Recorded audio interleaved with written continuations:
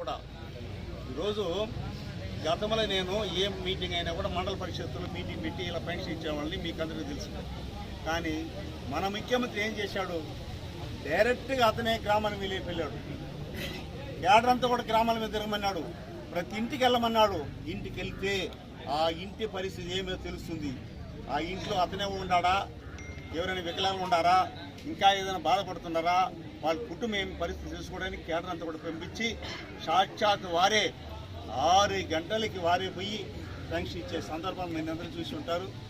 ఇది చరిత్ర. ఇది గతంలో మేము కూడా శాసనసభ్యులు ఉన్నాం, ఎక్కడ మీటింగ్ పెట్టాం, వాళ్ళని ఇచ్చారు, పంచాయతీ సెక్రటరీలు ఇచ్చారు, ఎంపీడీఓలు పంచారు. కానీ అలా చేయకుండా ప్రతి ఇంటికి వెళ్ళి ఇదే గత శాసనం మేము కూడా చెప్పే ఎన్నికల్లో అంటే ఎన్నికల కమిషన్ చేసిన వాళ్ళని పిలుస్తున్న దాన్ని ఎన్నికల కమిషన్ చెప్పి వాళ్ళని నిలపని చెప్తే దాన్ని కూడా వక్రీకరించారు. ముఖ్యమంత్రి గారు ఆ రోజు చంద్రబాబు నాయుడు గారు చెప్పిన దాన్ని వక్రీకరించి పెన్షన్స్ 1వ తేదీ ఇచ్చేదాన్ని 3వ తేదీకి వెళ్ళింది, అది చంద్రబాబు వల్లనే జరిగిందని చెప్పి ఇచ్చాడు ఆ రోజు. కానీ అది అవాస్తవం. చంద్రబాబు నాయుడు ఏమన్నారంటే ఎన్నికల వాలంటీర్ ఇవ్వద్దని చెప్పాడు. కానీ గ్రామ సిబ్బంది వాలంటీర్లు ఉన్నారు, సెక్రటరీలు, వాళ్ళ ద్వారా ఏమన్నాడు, ఒక మనిషికి 50 మందికి ఇచ్చి ఇంటికాడ తీసుకుని చేర్చమన్నాడు, డబ్బులు ఎత్తుకుని ఇంటికాడ చేర్చమని చెప్పాడు. కానీ అంటే ఎండాకాలం ఏప్రిల్ మేలో భయంకర ఎండ, ముసలోళ్ళు రారు కాబట్టి మీరే ఎత్తుకుని చెప్తే దాన్ని వక్రీకరించి మాట్లాడారు.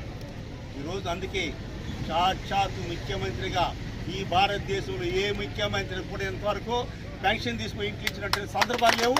మనకి ఏమి ఇచ్చాం అన్నీ కూడా వీడియోలో వచ్చింది. ఎప్పటికే వారు ఆ ఊరింట్లో పోయి ఆ ఇంట్లో ఇచ్చి వాళ్ళ సొంతం నింపుతూ నేను ఉన్నానమ్మా మీకు భరోసా ఇస్తూ ఆ ఇంట్లో టీ తాగేసి బయటకు వచ్చాడు. ఇంతవరకు నేను 50 ఏళ్ళ రాజకీయం చూశాను, ఏ ముఖ్యమంత్రికి కూడా ఇంతవరకు పెన్షన్ డైరెక్ట్గా ఒక ఇంట్లో కూర్చొని ఇచ్చిన సందర్భాలు లేవు. మా క్యాడర్ కూడా భవిష్యత్తులో పేదవారి కోసం కష్టపడండి. ఈరోజు మనం విశ్వాసం ఉంచి ప్రేమతో అభిమత రాష్ట్రం అంతా కూడా తెలుగుదేశం పార్టీ అభ్యర్థులను గెలిపించారంటే కార్యకర్తలు వారికి ఏ కష్టం వచ్చినా ఏ ఇబ్బంది వచ్చినా ఐక్యమత్యం ఉండి మన అన్ని రకాలుగా సహకరించడానికి. ఇదే కాదు, ఇప్పుడు 5 దాంట్లో సంతకం పెట్టాడు, చాలా అద్భుతమైనటువంటి సంతకాలు పెట్టాడు.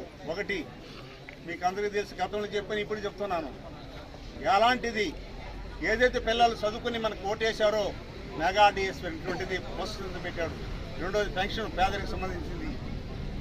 3వది మీకు అందరికీ తెలుసు, ల్యాండ్ యాక్టివిటీ ఎవడైతే భూమి పెట్టుకున్నారో వాళ్ళంతా రిజిస్టర్ చేస్తే ఆ పత్రాలు అడుగుతుంది, ఒక జిరాక్స్ ఆన్లైన్ చూసుకోమని చెప్పినాడు. అందుకే రాష్ట్రమంతా కూడా రైతులంతా కూడా ఏకత్వమైనారు. ప్రతి రైతు నా భూమికి నేను రిజిస్టర్ చేసుకుంటే పత్రం నా దగ్గర ఉండాలి, కానీ ప్రభుత్వ ఆదాయం ఎందుకు పెడతారని చెప్పి రైతులంతా ఆలోచించి ఈ రోజులంతా ఈరోజు మన ఓటేసి గెలిపించారు.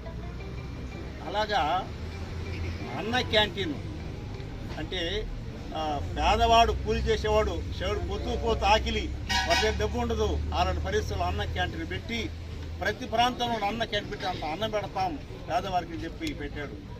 లాస్ట్ ఏదైతే ఉద్యోగాలు లేకుండా ఉన్నారో వాళ్ళకందరికీ స్కిల్ డెవలప్మెంట్ పెట్టి ఎక్కడైతే ఫ్యాక్టరీలు ఉన్నా ఇతర ప్రాంతాల్లో ఉన్నటువంటి పరిశ్రమ కేంద్రాలు అందరికీ కూడా ఉద్యోగాలు కల్పించే విధంగా 5 ప్రధానమంత్రి పెట్టాడు. మీకు అన్నీ కూడా అంచెలుగా జరుగుతుంది. తప్పకుండా ఏదైతే మేనిఫెస్టో పెట్టారో ఇవన్నీ కూడా సక్రమైన పద్ధతిలో అందరికీ మంచి జరుగుతుందని చెప్పి మన ముఖ్యమంత్రి గారు ఆశతో ప్రేమతో ఉన్నారు.